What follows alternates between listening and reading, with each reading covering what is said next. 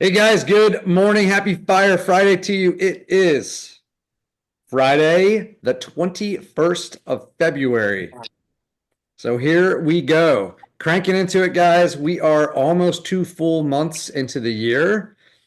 So hopefully you're feeling some momentum, right? We shook off the end of the year, we shook off the holidays and all that good stuff, and now we are in it.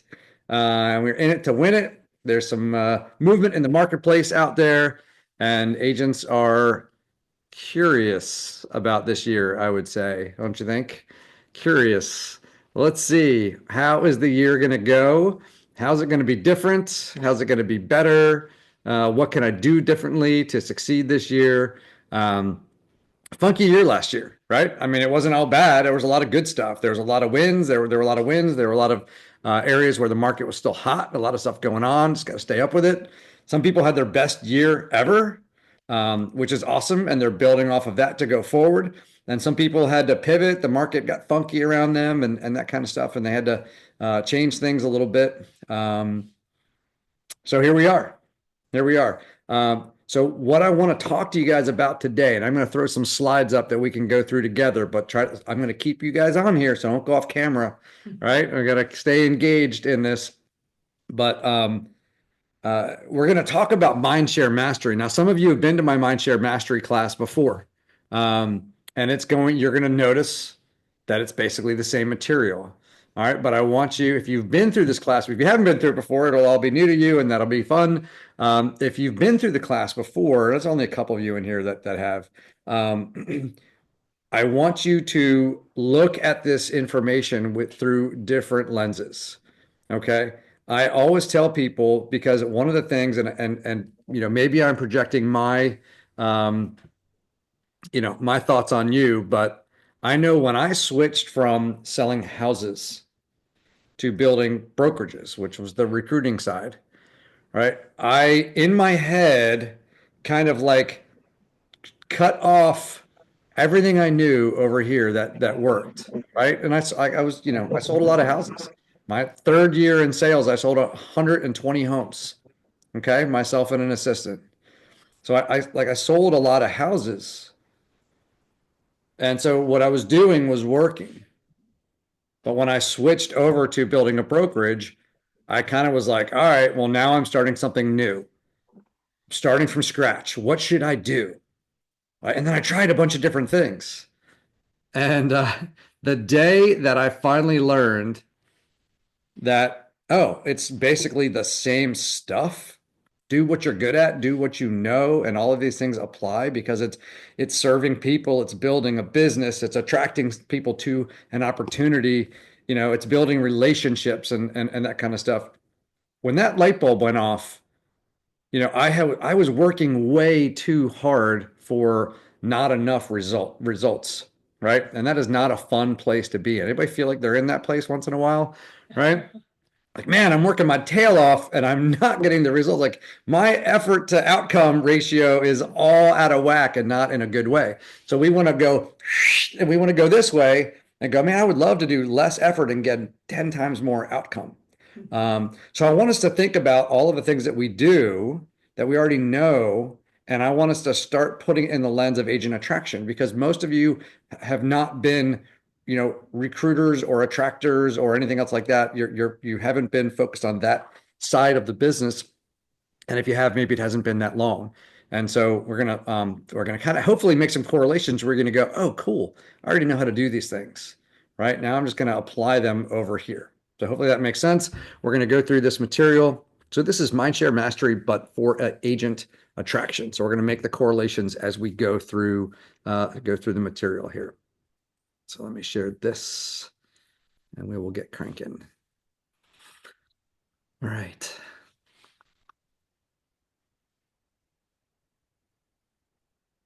I'm going to move this over here. Everybody good? Everybody see the screen? All right. And you can change right on your screen. You can change your layout so you can expand the people, the images, and all that kind of stuff like that. So we can all still be seeing each other and all that kind of stuff, even though we've got the slides on the screen here. All right. So let's go through this Mindshare Mastery for attraction, right? So we're going to take some of these laws and some of these processes and everything else as we go through. And Mindshare Mastery is nothing more than being top of mind. And we talked about this the other day. As far as you want your buyers, buyers and sellers, people in your target markets, you want them to think of you when they think of real estate. We got technical difficulties over here in the Conord household. So you want them to think of you, right? We talked about, like, you don't ever want to pull up into your neighborhood. You pull up to your driveway and you look over at your next door neighbor's house, and someone else's for sale sign is in their front yard, right? You don't want that to be the case. And so it's keeping top of mind. So when they think of real estate, they think of you. And so having that mind share, you want to be their number one choice. And if you can't be their number one choice, you want to be their number two choice. Okay. So, like, well, I've got my, my aunt, my cousin, my whatever, like, they're in real estate. You're cool. If there's ever a time where they're not able to help you with something, or they're not around, or they get out of the business, or you guys, aren't speaking anymore, or something like that, I want to be your next best choice, right? I just want to be there for you. So same thing here. So law of mindshare, the success of your business is directly proportional to the number of people who, when they think of opportunity, think of you, right? So if you're selling houses, it's when they think of real estate, they want to think of you, right? It's directly proportional to the number of people who think of real estate, they think of you. Your name is top of mind. You want to have that number one position when it comes to real estate. And if it's real, maybe it's investing, maybe it's your knowledge of the area, or connections to people who can help them, plumbers and electricians and blah blah. Whatever it is, you want to be top of mind. You're going to find that category. So here we're talking about opportunity.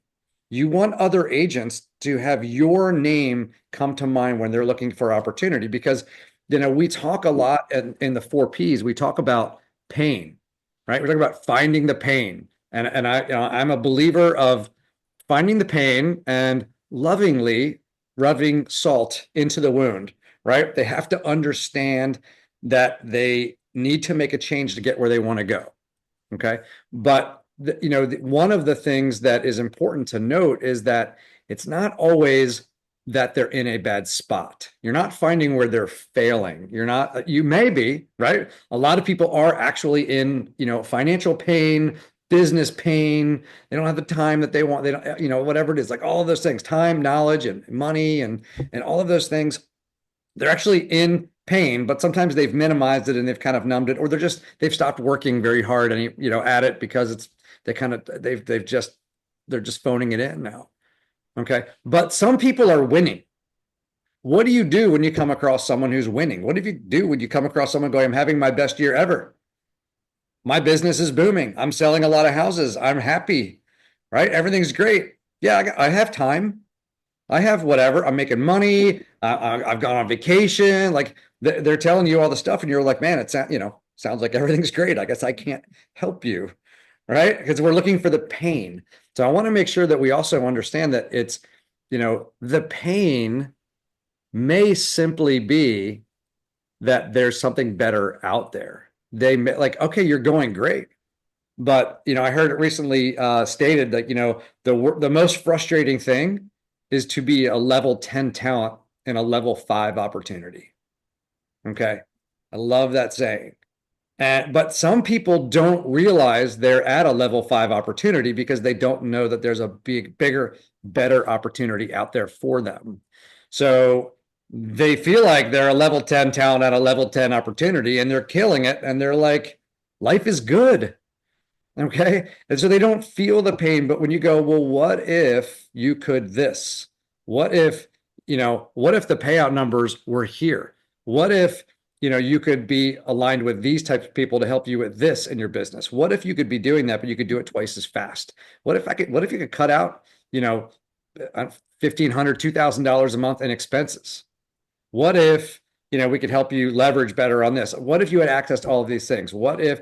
You're expanding their brain. So all of a sudden they realize, oh my gosh, I'm not in the best vehicle. If I'm going into a race, you guys ever watch Ford versus Ferrari, right? Or something like that, right? Love that movie. And, if I want to go into a race and I'm getting into a vehicle and I think I've got the best vehicle out there, but we've been tuning this thing and whatever, we got the right tires on it. We got all the right stuff going in this thing. We are going to kill it in this race. Right. And then right before the race, someone shows me a car that's faster. Right. I'm like, oh man, I'm going into this race and I'm not in the best vehicle. Well, how am I feeling about my chances right now? All of a sudden, what I thought was that my chances were like 10 out of 10, I'm going to win. Right. This is it. I'm in the best vehicle. I am pumped. I'm excited. I've been working hard. Everything's going great. We're going to go win this. When you show me that, like, all of a sudden, like, man, I showed up in my Yugo. You guys remember Yugos? I showed up in my Yugo, and you guys are all in Ferraris. This is going to be a problem for me. Like, because all I was doing was racing other Yugos, and I had my Yugo all tuned up, ready to go. Okay. So now, now all of a sudden I realize I didn't even know Ferraris existed. These are cool. These are really fast. This is a problem for me. Okay. So that's part of that is showing the opportunity that's there. So the pain point is not that they're frustrated with it where they are or they don't think they're doing well. I mean, sometimes you go, what are your goals? It's like, here are my goals and I'm on track and I'm hitting it and I'm whatever and I'm really good. And you're like, cool. Okay. The pain point is possibility. So when you do the 4 Ps in the future, I want you to start doing pain or possibility. Okay. So as you're doing the professional goals, you're uncovering pain, but you may also be uncovering possibility because that possibility becomes pain because we tend to be, as humans, we tend to be resistant to change. And when we change, it tends to be because what? You guys have heard this a million times, right? The pain of staying where you are becomes worse than the pain of making a change. That's when we become like, all right, I got to go do it. That's when you, like they say, once you see it, you can't unsee it. What that means is I didn't realize I had a problem. I didn't realize I had a pain point. I didn't realize I wasn't working towards my goals anymore, or I didn't realize there was a better way to get there. And now all of a sudden I realize, I'm trying to lift this by myself and I could have tied it to a string and put it through a pulley and lifted it a lot easier, right? I could lift more weight and I could do it faster. I didn't even realize the pulleys existed. Okay. So that's what you're showing them. And all of a sudden they're like, right? Opens up. Okay. So people have to see you as the conduit to opportunity. It's not always what you know, it's who you know and where you have, and you're the gateway into opportunity. And they may not be ready to do it right now, but at some point they're gonna like they're gonna have sleepless nights. They're gonna have frustrating days now that they didn't have before. They're like, I'm on top of the world, and they're like, damn you, I was feeling so good about myself and how everything was going, and you went and showed me that there was a better way, and now every day what I was super happy with, I'm not happy with anymore because I want more. I want to go bigger. I want better opportunity. You're the gateway. Okay. So how many you need to implant that in the minds of as many people as possible. So it's not always like, hey, it sucks where you are. I'm sorry that you're stuck over a Coldwell Banker, right? Or whatever. It's not about that. It's not about them being, they go, I love Coldwell Banker. They're giving me everything I need. I've negotiated an incredible split. My manager is a phenomenal human being. Company gives me everything I need. I'm selling more houses than I've ever sold before. I'm making a ton of money. I'm super happy. Okay, that's not the pain. The pain becomes the opportunity. All right. So let's talk about how to do this. So step one is find your people. Find your people. And so this is in wherever your target is.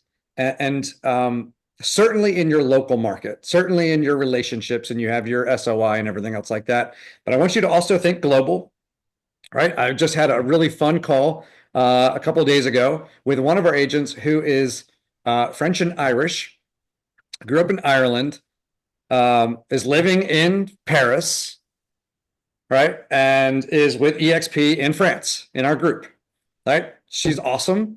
And hasn't been here too long, loving her experience over at EXP. So it's all of a sudden she's talking with someone who is in Ireland and thinking like, oh man, this could be a really great opportunity.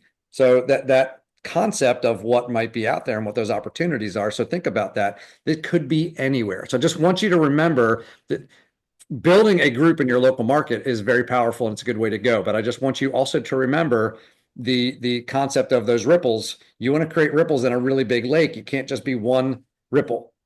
Throw a handful of rocks out there that spread way out and they all land and then they all create ripples and then those ripples all end up overlapping each other, right? And so that's what you're building. So when you attract people in other markets, I mean, I'm looking at the people on the call here and you guys are in a lot of different cities, right? And a lot of different states. And that's the opportunity. We have people in 21, 22 states, 3 or 4 countries, and so we've got people all over the place and they're all growing in their areas. Okay. So you find someone else who's awesome in that market, find someone, whether it's them or someone that they know who is excited about the growth and revenue share opportunity as well. And they become the you in that market, but everything they do and all the results they get are building your business as well. Okay. Now you've got family out there. All right. So just like with we talk about this and you guys, hopefully you guys have been through this class for your business, whether it's, mine or you've been like someone else has taught these concepts, right? This is not a foreign or new concept to you, hopefully, but you have out there, you have in your sphere, right? One of my favorite books is, let me get this positioning, if you guys can see this, Positioning, old book, right? But it's been modernized. They keep updating and everything else. So Al Rise and Jack Trout, The Battle for Your Mind. It's one of my favorite books. I go to this book all the time. I still do. It's really, really good. Positioning. And when you look at this, you look at, they talk about market segmentation. Okay, so I'm going to talk about messaging in a second, but let's just break down your market first.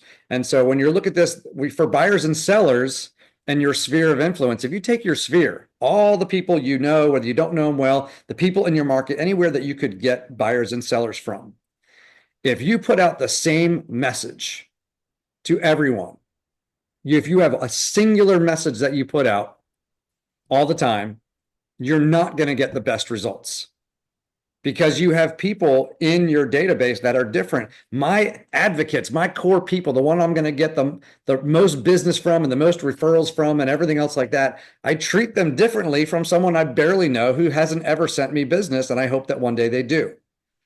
Okay, I'm going to communicate with them differently. Number one, it's going to be way more personal and it's going to be more frequent. And my stuff is going to be like, because I know them, it's going to be about them, right?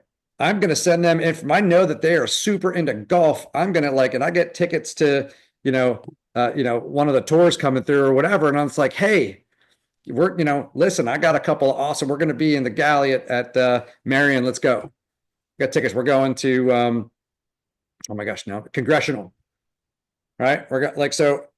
We've got something like, I'm going to be specific like this, or it's like, hey, I've got some extra tickets, I'd like to send it to you. Or if nothing else, it's like, hey, did you know this was coming in? Here's a link to go get tickets. I mean, whatever it is, but the point being that if I know that that's what they're into, that's what I'm going to talk to them about. And that's what, hey, golf course neighborhood coming up, right? You, or who do you know? Your golfing buddies. Which one of them really wants to live on a golf course? Because I got a couple of lots coming up on a golf course. So that communication is specific to them. Right? So you have that advocate group, that key group, right? Then you go into your inner circle and your family and your friends and your past clients, allied resources, coworkers, all that other people you've worked with in the past, whatever, right? That's your next group. And then you have your have-mets. Those are the people that you know, they know you. You may not have their number in your cell phone, but you know who they are, right? That kind of stuff. So you have all these circles of people, and the closer in they get, the closer the relationship, the more you know about each other, and the more personal it is and everything else.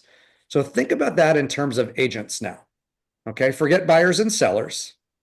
Most of us, if you have not been in the business of agent attraction recruiting, you only think of agents in terms of, like, I know, when we were going to sell our house, then it was like, Rory was like, all right, I know the agents in this marketplace who tend to work with homes in this price bracket. I'm going to send out a teaser to them, or I'm going to reach out to them to see if they have someone who might be interested, et cetera, right?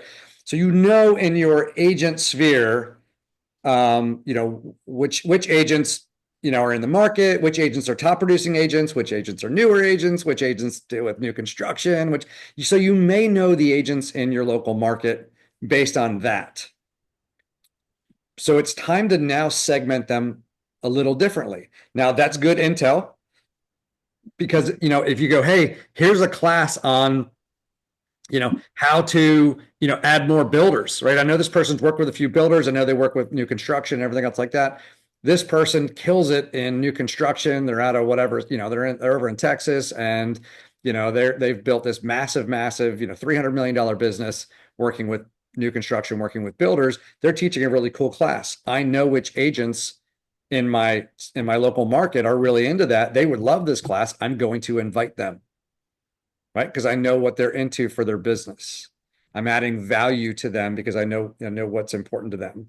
This agent, I know, I talked to them and they were really frustrated with their team, or they were just like, they were running crazy. And I was like, man, what's going on? Normally you're so organized. And they're like, oh, my admin left. And I just, couldn't, I was like my third one. I just can't, whatever. It's been really frustrating. And then boom, there's a class coming up on that. How to hire a great, administrative assistant or a great business manager, or, whatever role they need for the company, or how to add more buyers, specialists, or how to do the comp structure, like all of those things. Cool. I know agents because I know, what's important to them. Now, if you don't know that, that's when you start finding out, right? Simon was talking yesterday about the fact that like he's starting to have some meetings with agents, and he's just talking about their business. He's just like reigniting that relationship and having conversations. Now, that's why we take notes in the conversations and we go back and we put that in our database of agents. If you don't have a database of agents like you have database of clients, you need to. You now have two businesses, right? Two sales businesses that you're building. And so you need to have that. You need to have the details. You need to know what's going on in their business. Hey, what are you working on this year? What's really important to you this year? I'm not recruiting you. I'm trying to help you. I want to see, like, what can I do to help you win this year? Because I want to be the one, when you think of opportunity, I want you to think of me. If I know what you're trying to do this year, and then I keep connecting you with opportunities to go do that don't benefit me at all. The next time you need something, you're going to go, hey, they're going to come to me and go, hey, do you have anybody on this? Or do you have any thoughts on this? Or, last time you mentioned you had this, now I'm working on this, but you don't happen to know anyone that does that by any chance. You're like, hey, let me ask, right? Then you go find someone who does that and say, yeah, I got that checklist, that they've done this, or they got this agreement. Yeah, this person's using a showing assistant. They're doing a really great job with it. I asked them for their position description and their comp plan for that. Here it is. Oh, that's really cool, right? So you won't know those things unless you know what they're trying to do. All right. So you're going to have some agents. You probably have some agents in your marketplace really well. Your friends. You probably get coffee with them. You see them at happy hours. Maybe your neighbors, maybe whatever. Maybe you were at a brokerage together before. They're close to you. Okay. People are super, super close. They're good friends. You'd be friends in and out of real estate. Doesn't matter. Okay. Now I want you to also think in terms of when we talk about allied resources, mortgage lenders, right? And title attorneys and closing companies and all of that stuff, right? Inspectors, all of the people that are out there working with all of the agents. Guess who agents talk really freely with? All of these groups. They talk about whether they're happy where they are or frustrated where they are or thinking about changing companies or that kind of stuff. There's very frequent that those conversations take place. Those people know these things. Do those people think of you for opportunity when someone says, yeah, I'm just feeling like I'm outgrowing this company and I'm going to be looking around. I've been considering X, Y, and Z. And they're like, oh my gosh, I've got one of the agents I work with who's over at EXP, and they absolutely love it there. I mean, their business has been blowing up. They've been sending me deals like crazy lately. And I could connect you. Like they'd be like, yeah, okay, great. Right. Here's a source. Or they might come to you and go, hey, I didn't tell you, but Laura's thinking about making a change. You might want to, I know you're always looking for good agents. You should reach out to her. She's awesome. Okay. So putting that into having those conversations with them is important. Okay. So want you guys to be thinking about like breaking down your agents, right? You're creating a list and it's awesome. And you want a huge list. But when you have that list, then you want to take it and treat that list like you treat anything else as far as your business and communication with clients, and start to segment them into, the groups that they're in. And they might fall into several groups. Okay. But have that assigned to them in their in your database, and then break them down and figure out, like, okay, who's my best chance. I had some agents who were very good friends of mine, who for various reasons were never going to change companies, but they were some of my best lead sources. They knew everyone, and they pointed out everyone, and I probably brought in 30 people from one person who was a good friend of mine. He sent me like 30 good agents who ended up joining. He never joined. He's still where he was, right? And and that's fine. That's fine. He was a great lead source for me, and we had many a coffee or a beer and played golf together. And um, yeah, I was grateful. All right, so you guys get the idea. Segment. Find your people. Segment your database, and then you're going to treat them differently. You're going to communicate with them differently and in different frequency.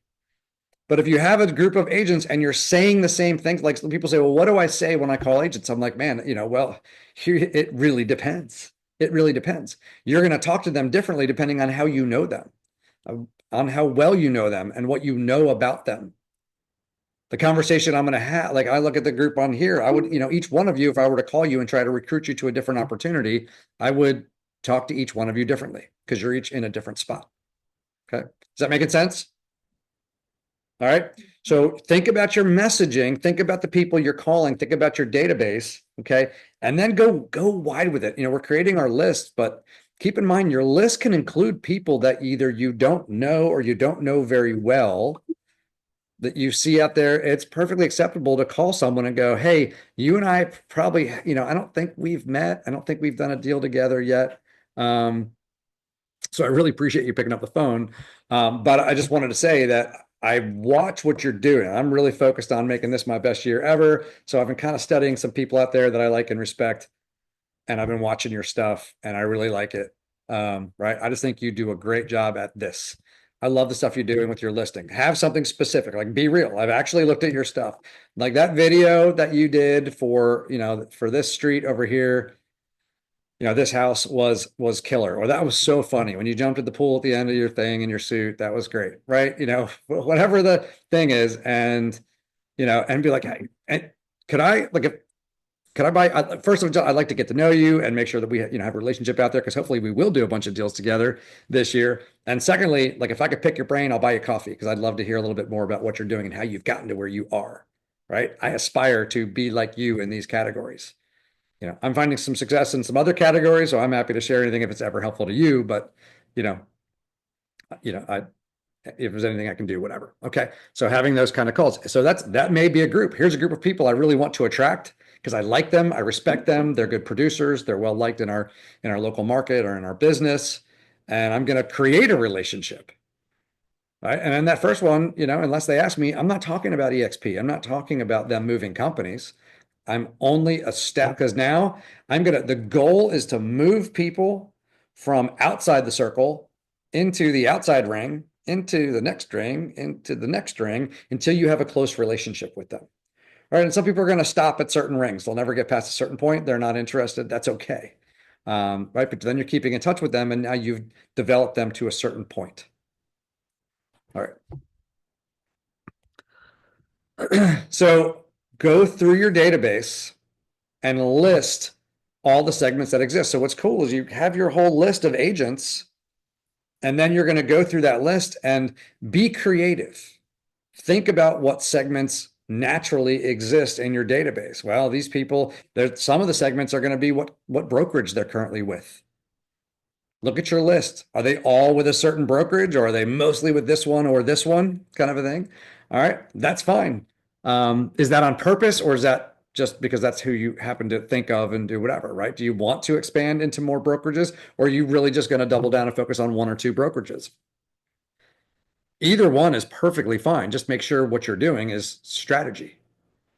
Okay. Be purposeful about what you're doing with it. Don't be accidental. All right. you have all your different segments. You may have this group are fairly new. These groups all have teams. These people are all actually buyer's agents on other teams that I think would be great out on their own. Or maybe I think they'd be great on my team. Whatever the lists are, like boom, these are the group of people that I might be trying to recruit to work on my sales team with me. These are groups of people that I think would be really great at sales. They probably won't be interested in agent attraction. And this is a group of people that I think would be amazing at agent attraction. And from what I've seen of them, I think they would really get it and really be interested because I'm going to have a different conversation with those people, right? So break down all the segments, even if there's overlap, that's okay. Break down all the types of segments that exist. The more detailed you can get on this, the more specifically, when you get a message from someone and it's super generic, do you even respond to that message?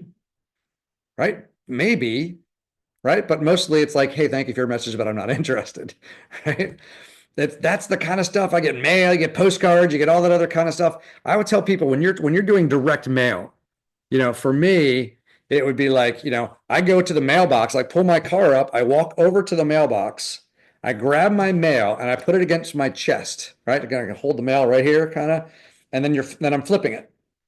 Okay. As I'm walking back to my car, I divide my mail into keep or junk. So that when I get in my car, there are two piles on the passenger seat, and I drive into the house, and the junk ones go directly into the trash. Okay. And do you know how long I took to decide if they were keep or junk? I mean, as I'm flipping through, I literally look down on it and go, junk. Oh, all right, I'll read that. And it might be something like that's a bill. I got to keep that one, unfortunately, or it's like a letter from someone I know, or it's a postcard. But what's on the postcard is interesting. I'll take a look at that. Yeah, we might need to work on our HVAC at some point. Like I should probably, we were looking to hire a lawn company to fertilize or whatever. Right? I'm going to keep those. I'm at least going to look at them and give it a shot. The other ones, I'm like, but I'm not interested, not interested, not interested, not interested. Boom. So you have literally like less than 3 seconds where they're going to determine whether they're going to dig in or they're going to block it. Like their brain's like click, you're either in or you're out.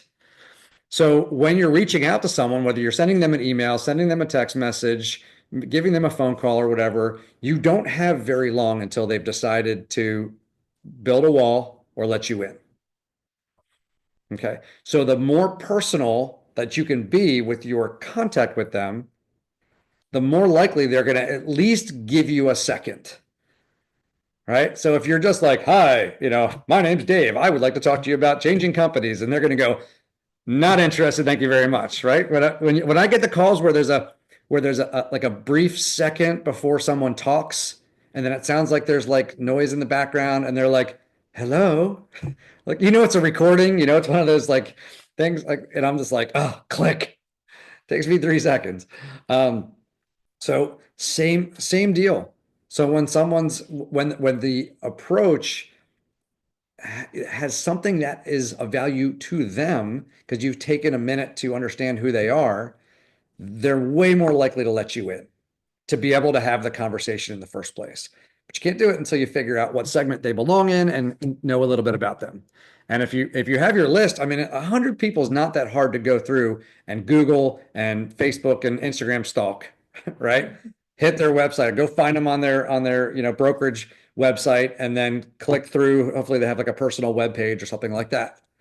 I'm going to look through. I'm going to look. Do they have a team? Are they a solo agent? Who's on their team? Are they on a team? A little. What do they say about themselves? What do they focus in on? How how does it look? How does it feel? I'm going to go to their Instagram, go to their Facebook. I'm going to do some of those things. It's only 100 people. I don't have to do it all in one day, but in the course of a week, I could have all 100 people stalked and like know something about each one of them and have notes on each one of them. I can know that they have kids. I can know their kids are in college. I can know that they're married. I can know that they're single. I can know that they're in a band. I can know like whatever, right? All of those things I could know about them. And now I can reach out and ask about like, hey, man, hey, look, before, like, I want to talk to you about business, but real quick, I saw that you guys were playing a gig over at whatever. I tried to get down there. I didn't see it. How did it go? They're like, oh, you saw that? That's awesome. Boom. Now we're connected. Are they going to be like, give me the Heisman right away? No, because, I got in on something that they're interested in that is not it's not something that is going to create any conflict. All right. So communicating differently with each segment. Okay. And which segments are going to hear from you the most, which ones from the least. So some people are going to be on a drip campaign, right? Remember we talk about softening the beaches, right? You storm the beaches of Normandy, you don't just pull the boats up and drop it down and roll the tanks in and send the troops onto the beach. First, you drop a whole lot of bombs on the beach and you drive the enemy back and you open up all of the, you know, fences that they've put up and all other kind of stuff, right? You create some room for yourself to get in there. And so softening the beaches is like all of those defenses that are in their mind, in their brain, and that reticular activator and everything else. So sometimes you're sending stuff out there, right? You can create groups in Facebook and in social media and in email campaigns and all that kind of stuff, and send different things to different people. You can post things that only certain groups can see. So you can create a group. They won't know that they're in the. It's not a group. It's not a page. It's not whatever. But you can create a segment in Facebook and then post things and say only people in this segment can see it. How cool is that? I'm going to talk about a certain thing and really do whatever, but I don't want these top agents to think that I only deal with new agents, and I don't want them to see it. Well, cool. Post something that only is seen by the new agents that you're trying to target, that you're friends with on Facebook. Right? Lots of things that you can do. All right. So step number 2 is find your opportunity. So first you're finding your people, right? Now you're finding your opportunity, because the opportunity is going to be in the marketplace. I always tell people, look, every type of home, type of buyer or seller, price point and everything else is like a lane on the highway. If you're driving your commute into the city and you're on 95 or whatever, right? And there's 6 lanes. If you're like me, you're always trying to find the lane that's going the fastest, right? I'm going to look up ahead and I'm going to look and see what's moving. I'm going to see where's the most or least compression, right? Because when it comes to the next slowdown, if there's a lane with very little compression, a lot of gaps in between the cars, if I get in that lane, the next time it slows down, I'm going to go blip, blip, blip, blip, blip, blip, blip, and I'm going to be like 100 cars ahead. That's how my brain works. All right. It drives Kristen crazy. So, understandably so, but I can't help myself. So if you're always looking to be in the fastest lane, if you're always looking to be in the lane that's going to move you ahead the fastest and everything else in your sales business, okay, it's not about abandoning and jumping from one price point to another or customer type to another. However, if I'm going into the year and I look at it and I know based on all the stats and the information that's available to us right now, which these days is a ton, I'm going to look at what price point, what group, and maybe there's like, hey, government is now making everybody move, go back into the office, right? Everyone's like, work from home is dead for a while. Okay. And a lot of companies are changing work from home. A lot of the people that moved out to the country more and everything else like that, because they didn't have to commute and now have to commute again, they're going to get tired of that commute if this keeps going on, and they're going to need to move back. Guess what you're seeing? Have you seen the reports? People are starting to move back into the cities. Shocker. Everyone could move out of the cities because it was super congested and everything else like that. And they were moving farther out because I don't have to worry about my commute anymore. I can live anywhere. Well, now maybe some of those things are reversing. So I'm going to look at that and go, well, where am I going to look to list? Where am I going to look to find buyers, right? Follow the traffic pattern, like price points. What's happening with the mortgage rates, right? What's happening with home values? And who's most likely to buy? Is it a time where you're going to have a whole lot of first-time home buyers in your market? Will there be a whole lot of investors scooping things up in your market? Will there be, right? Who's moving in the year ahead? That's the group. I'm not going to abandon my whole database, my marketing strategy, but I'm additionally going to go, I want to get into the lane that's going to move the fastest. This is the price point that's going to move this year, most likely. I am going to double down on that group in my database and talk their language so I have the best opportunity to get business from those people in the year ahead. Well, it works the same with agents, right? Where is the market right now? What's happening in the market? What's happening with different companies out there, right? You see leadership changes in companies. You see some companies in turmoil. You can bet that the culture and concern, when agents start to go, my company's feeling a little funky and we're feeling the trickle down, right? Managers are either losing their jobs or worried about losing their jobs. They're cutting costs, they're increasing cost to agents, and they're cutting costs to the company. And that kind of stuff, right? They've started, well, they used to take us on this and made the top producers feel really special, but they stopped doing that. Like, oh, you're the ones keeping the company afloat. They're not going to treat you special anymore. Like, what's going on? So there's all of the changes out there in the marketplace, or like, hey, everyone's concerned. This is going on. All the other things going on, clear cooperation and stuff. Who's going to show up as the leader? And agents want to go where it's going to be safe. Like, I don't want the drama. I want the platform that's going to help me build my business and go be successful this year. I don't need the garbage. That's on you guys, how you run your company and whether you're making money or not. I'm trusting that you're going to be good business people. If you guys are causing all kinds of issues, I'm going to go somewhere else. Okay. Or the market's getting funky. I'm looking for the place that's going to help me succeed. Okay. Or, whatever, right? Pick your thing. Who's the group? And then is it going to be new agents are going to be like coming into the market? Like for a while, the faucet on new agents turned off. Okay. It's people stopped getting into the market. And a lot of people that were lower producing agents and non-producing agents who were newer to the industry got out. Okay. Over 80% of the agents that left EXP in the last year had closed one or fewer deals during that last 12 months. Okay. So, and NAR numbers, numbers shrinking and all that kind of stuff. Well, those were non-producing agents getting out.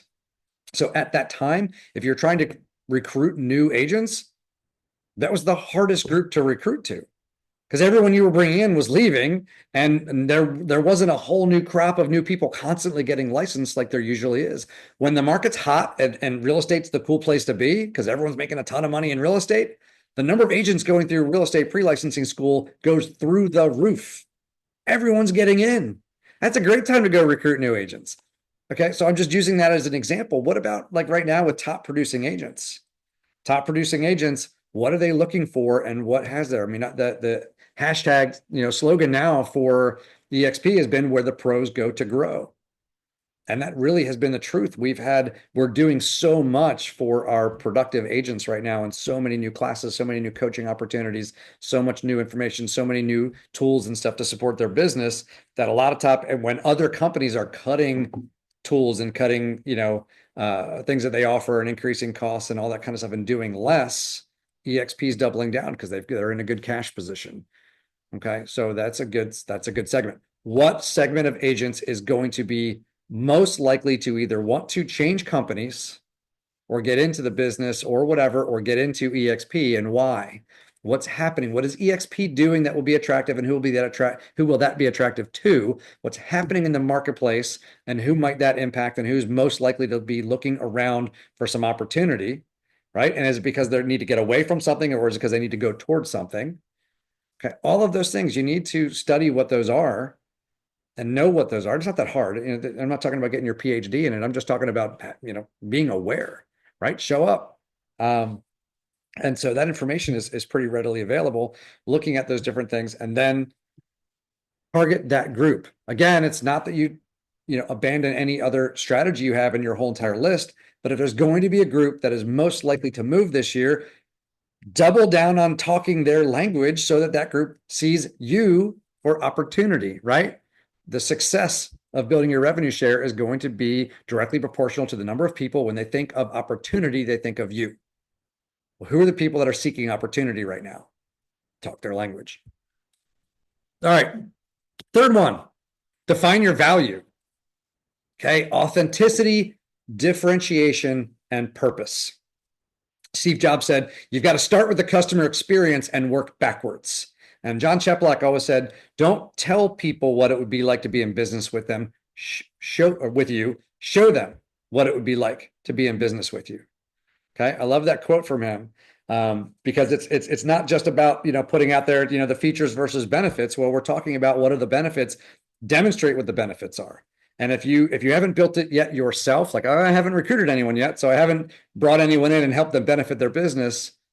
Okay, well then great. Look at other people who have come in and have built success on the platform and use them as the example. Here are some people that were just like you, and after being here, this is what they look like, right? It's like one of those workout things where they show the person totally out of shape and pale and looking really sad, and then they show them tan and buff and big smile on their face, right? That's what you're showing people. Why do you always see those things? Because it works. People are aspirational. They're like they identify with the pale and happy person on the left, but they aspire to be the tan happy person on the right. Okay. And so they look at, they're like, oh, wow. And then it's like, I want to do that. So when you show success stories, when you show what it's like, when you show that's, when we do cool stuff, it's like, hey, guys, share. If you're on a call, like if you guys go on social media and you see certain groups, and then the person who is maybe leading the Zoom shares it. And I'm sorry, they shared they did this, but then like you're scrolling through their stories, and like the next 10, 15 stories are all people who attended that, who screenshotted the whatever and was like, I was just on this with our group and this was amazing. So grateful for this, learning so much. Like, is it going to be an awesome year? All that kind of stuff, right? Well, guys, it's not by accident. Okay. And that is not, yes, hopefully it's because they're super pumped and excited and they believe it's going to be great. But what happens is it creates validity and it creates enthusiasm and social evidence that it works and that it's good. And then other people go, I always refer back to it, and I was starting to date myself on this, but they just had a commercial recently, maybe Super Bowl, so maybe it's coming back in vogue. But the When Harry Met Sally moment, right? If you've seen the movie, you know the moment, right? I'll have what she's having, right? That was like, people looked around and was like, whatever that was, it looks like it was really good. Okay, that is the point. It creates the FOMO. People are like, I don't have that where I am. I want that. And so that it creates that FOMO, it creates that drive towards it. Okay. And so sharing those things and going, our community does this, our people does this. I have access to these people and this information and this group, and I'm learning and I'm building and I'm creating opportunity, because that makes you the gateway to opportunity. Okay. I'm going to keep going back to that first phrase. Your success will be directly proportional to the number of agents who, when they think of opportunity, think of you. But you've got to be showing that you're the gateway to opportunity. If you don't show that kind of stuff, they're still going to be looking for opportunity. They're just not going to see you as the person who can help them get there, and they're going to go to someone else. And you will pull up and see the for sale sign in your front yard with someone else's name on it, meaning that agent, you will see that they are at EXP, but you will not be their sponsor. They're all coming. They're all coming. But are they going to come through you, or are they going to come through someone else? If they don't know that you are the gateway to opportunity, if they don't know the story of the FYR Partners community and the opportunity that's here that you guys have access to, then they're going to hear the story of something else and they're going to go there. Okay. So don't be a secret agent. All right. Why should I work with you? Those are all the things you put out there. The value, EXP, the platform, obviously they have to believe in doing their business on the EXP platform. Then you have the FYR Partners community, our whole community, and all of the things that they have access to. We're having classes like pretty much every day now, and you have all the recordings, access to people, right? And then they have you. How do you add value? You need to understand your USP. Why should they name you as a sponsor? And a big part of it is just you're the gateway to opportunity. But what else specifically, why would it be important? Why do you care about their success? Why should they be coming through you? All right. Step 4, okay, ties right into what I was just talking about. Be seen and heard. Okay, you understand your value. You figured out that authenticity. We've gone through like core values exercise. You understand why people would follow you. Okay, now you have to put it out there, right? Who do we work with? What do they want? What makes us uniquely different? Okay. Who are the target agents that you would like to be in business with, that you'd like to help them succeed? You'd like to bring them into the group and everything else. What do those people want? And what makes you and us uniquely different that we're the right place for them to go? That messaging, remember I told you, we have to put out the things that are of interest to them so it breaks through the RAS. So I want to talk to you guys about the law of sevens in the last 10 minutes that we've got here. Okay. That the RAS is your reticular activator, right? The reticular activator. That is the filter in all of our brains that we got, and we see things all day. We're bombarded by over 300,000 images every day coming into our brain, and the brain protects us from all of that overwhelm. Right? Do you ever have some of those days where you just say, like, man, I'm kind of in overwhelm. I've got I'm drawing a blank on the right word, but you're absolutely overwhelmed from all the things. You're overstimulation, right? You're just like, man, I'm just feeling like I need to go sit in a quiet room for a minute and just have nothing. It's the same reason why sometimes anybody, maybe it's just getting old, but like you're driving and you're trying to figure something out. Anybody turn the radio down so they can figure out where they need to go, right? Because my brain needs to think, and I have too many signals coming into my brain right now, and I need to remove some of the signals so that I can concentrate. That is your RAS. Okay, it's a real thing. All right. So the law of sevens, we're going to go through these sevens. We're going to go through quickly. You guys have access to all of this, and I want you to think about how this applies to what you're doing. But this is how to be seen and heard. This is how to get through the reticular activating system of your target audience so that they receive your message. Because you're like, I'm putting stuff out there and I'm not getting any response. Okay, this is what you need to do. Okay, number one, think backwards. All right. A lot of people think of like, I'm going to make myself number one. I'm going to pick an area in your mind where I want to be number one. And then I'm going to try to make myself number one in that position. Right. And this may be, again, think about both sides in sales and in agent attraction. Okay. The reality of the situation is if someone already occupies that seat, right, number one in their mind, when they think of opportunity or success or real estate or whatever, and they think of someone else first before you, that person has to either totally abandon them or mess up to lose that spot. They're locked in. Okay. You can't have it. So the best you can hope for is number two. All right.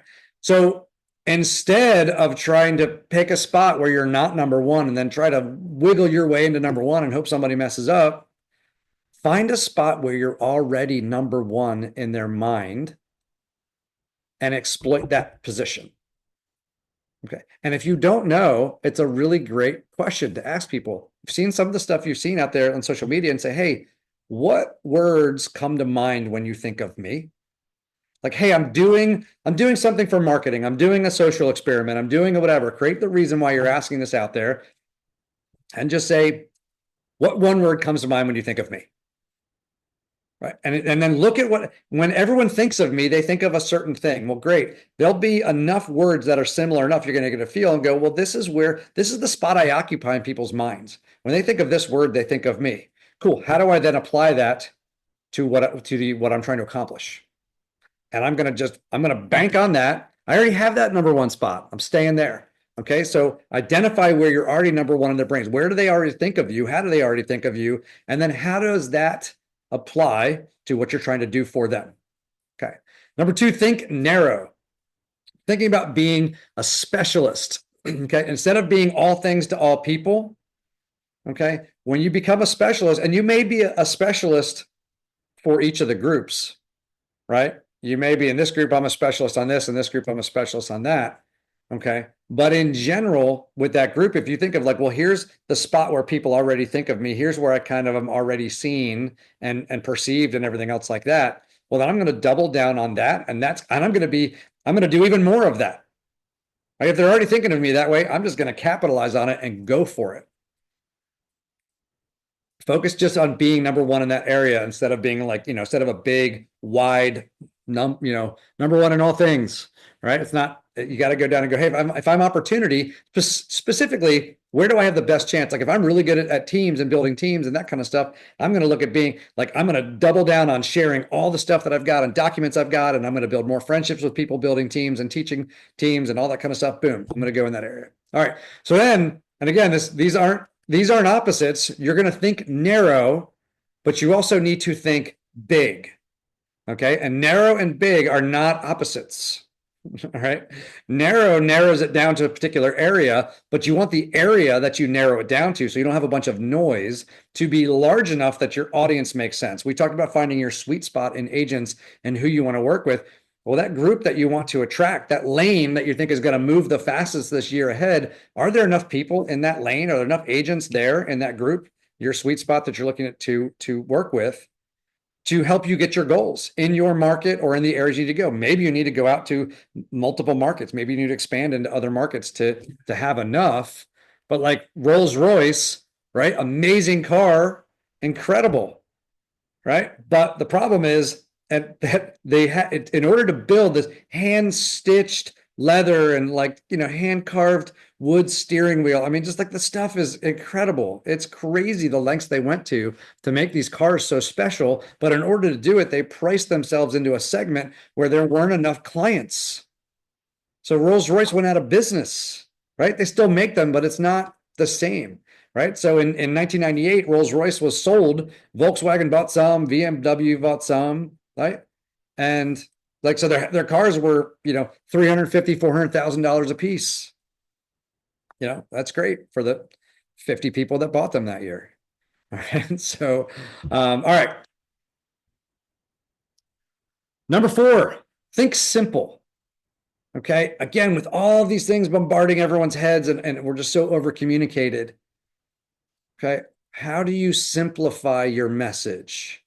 If you have like 12 bullet points on different things, it's too much. You ever go to a restaurant, okay, and they have like 4 entrees. Great, 4, that's perfect. But you go to like a Cheesecake Factory, and there's a 37-page, like, I don't know, like literally, I'll just sit down and be like, "What's your favorite thing? Good, get me that." I'm not reading this thing. I'm like, "Oh, that looks good. Oh, but this looks good." I don't even know. Okay, too many choices. Too many choices. You know what they want, and most people, if they knew what they wanted, they'd be doing it. So a little bit of guidance goes a long way. Go simple. Give them that. Fewer options. Think perspective. Okay, it's not about the realities. Perspective is reality. So the way people perceive things is the way it exists in their world. So you can try to convince them of other stuff and try to be like, no, no, no, it's actually this. No, trust me. That's like saying like, oh, you're at Century 21, but I'm over at EXP. Trust me, EXP is way better than Century 21.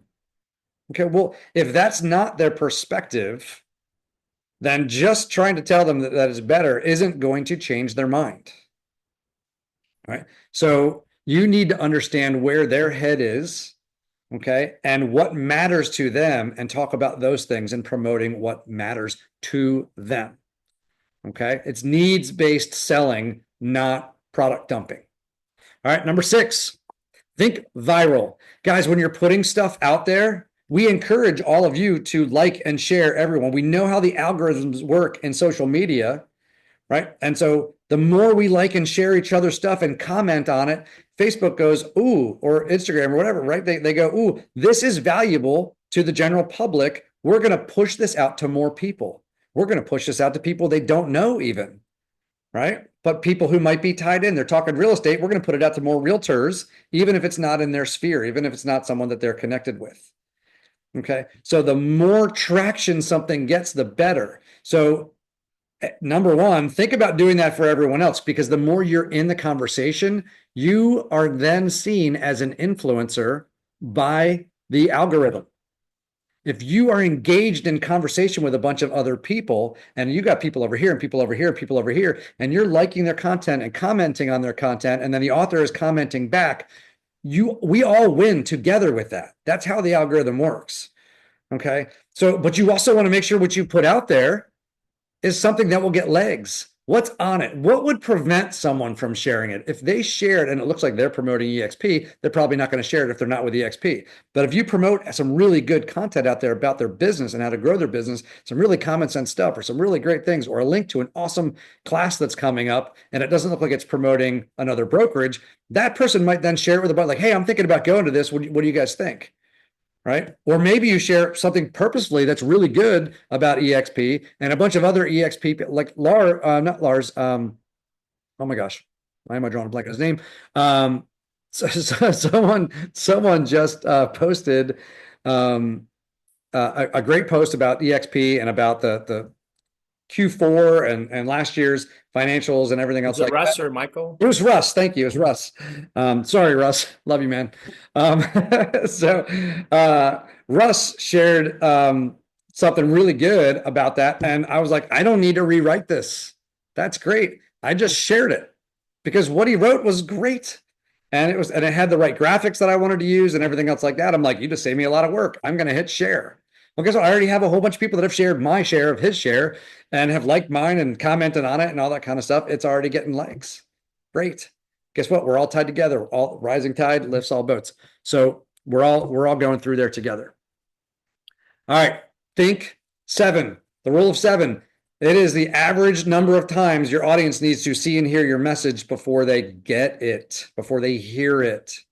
Okay. What I'll say, when we were teaching realtors, we said you have to tell them, then you have to tell them what you told them, then you got to tell them again. Okay. 7 times. Your message needs to get out there 7 times to get through. So if you're like, well, I posted it. I don't know why nobody, don't stop. Keep putting it out there. You go through a lot of, a lot of gurus who have huge social media followings. Go into their feed and scroll through their stuff. Go to like Grant Cardone and go to Tony Robbins, go to whatever. The people just have like massive audience.